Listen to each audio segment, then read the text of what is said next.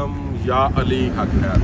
उम्मीद करना जी सारे भरा ठीक हो, अल्लाह ताला तुहानूं सारिਆਂ ਨੂੰ ठीक रखे जी। तो ये वीडियो खास उन्होंने भरावां वास्ते वे ਜਿਹੜੇ ਡਰਾਈਵਰੀ ਕਰਦੇ ਨੇ ਤੇ ਜਿਹੜੇ ਮੋਟਰਵੇ ਤੇ ਚੱਲਦੇ ਨੇ।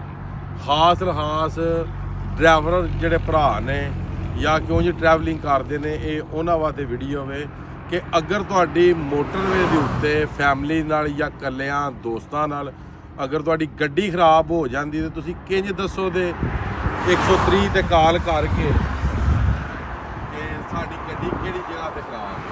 क्योंकि तुसा 130 ते कॉल करके ही आखना कि 1085 सामने लिखे है, उधर सामने किकर दा बूटा है, इधर शरीर दे बूटे ने, ठीक है। असी कराची वाले पे जाते सामने आरामगाह दा बोर्ड है, उन्होंने इंज कोई पता नहीं लगना कि तुसी कित्थे हो, किहड़ी जगह ते।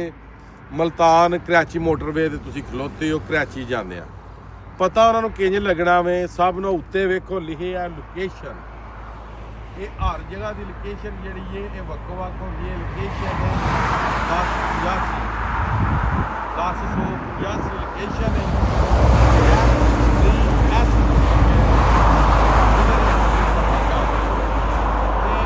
M3S जी जा रही है लाहौर टू कराची, थले कॉल नंबर लिखे है 130। ये हर 2 किलोमीटर तो बाद, हर 2 किलोमीटर तो बाद ਇਹ ਬੋਰਡ ਤੁਹਾਨੂੰ ਲੱਭੇਗਾ। ਤੁਸੀਂ ਇਹ ਜ਼ਿਹਨ 'ਚ ਰੱਖਣਾ ਹੈ। ਸਭ ਨੂੰ ਜ਼ਿਹਨ 'ਚ ਰੱਖਣ ਵਾਲੀ ਜਿਹੜੀ ਚੀਜ਼ ਹੈ ਉਹ ਲੋਕੇਸ਼ਨ ਹੈ ਕਿ ਲੋਕੇਸ਼ਨ ਹਰ 2 ਕਿਲੋਮੀਟਰ ਤੋਂ ਬਾਅਦ ਚੇਂਜ ਹੁੰਦੀ ਹੈ। ਤੇ 1085 ਹੈ, ਅੱਗੇ ਜਾਵਾਂਗੇ ਲੋਕੇਸ਼ਨ ਹੋ ਜਾਏਗੀ 1083।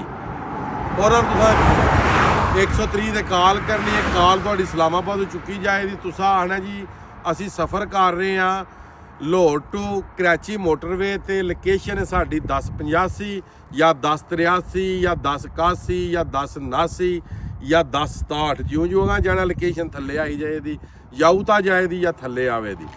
ਇਹ ਬੋਰਡ ਤੁਸੀਂ ਢੂੰਡ ਕੇ ਤੇ ਉਹਨਾਂ ਨੂੰ ਕਾਲ ਕਰਨੀ ਹੈ। ਇਹ ਬੋਰਡ ਢੂੰਡ ਕੇ ਕਾਲ ਕਰਨੀ। ਇਹ ਜਿਹੜਾ ਲੋਕੇਸ਼ਨ ਵਾਲਾ ਬੋਰਡ ਤੁਹਾਡੇ ਨਜ਼ਦੀਕ ਤਰੀਨ ਹੋਇਆ ਤੁਸੀਂ ਲੋਕੇਸ਼ਨ ਉਹ ਦੱਸਣੀ ਹੈ। ਇਹ ਨਹੀਂ ਕੰਮ ਕਰਨਾ ਕਿ ਜਿਹੜੀ ਲੋਕੇਸ਼ਨ ਮੈਂ ਦੱਸ ਰਿਹਾ ਇਹ ਹੀ ਤੁਸੀਂ ਦੱਸਣੀ ਹੈ, ਨਹੀਂ। ਲੋਕੇਸ਼ਨ ਵੇਖ ਕੇ M3S ਵੇਖ ਕੇ ਜਾਂ ਕਿ ਕੋਈ ਵੀ ਮੋਟਰਵੇ ਦਾ ਨਾਂ ਹੈ, ਜਿਸ ਤਰ੍ਹਾਂ M11 ਨੇ, ਹੋਰ ਮੋਟਰਵੇ ਦੇ ਨਾਂ ਰੱਖੇ ਨੇ ਨਾ, ਠੀਕ ਹੈ। M3N ਨੇ, ਠੀਕ ਹੈ।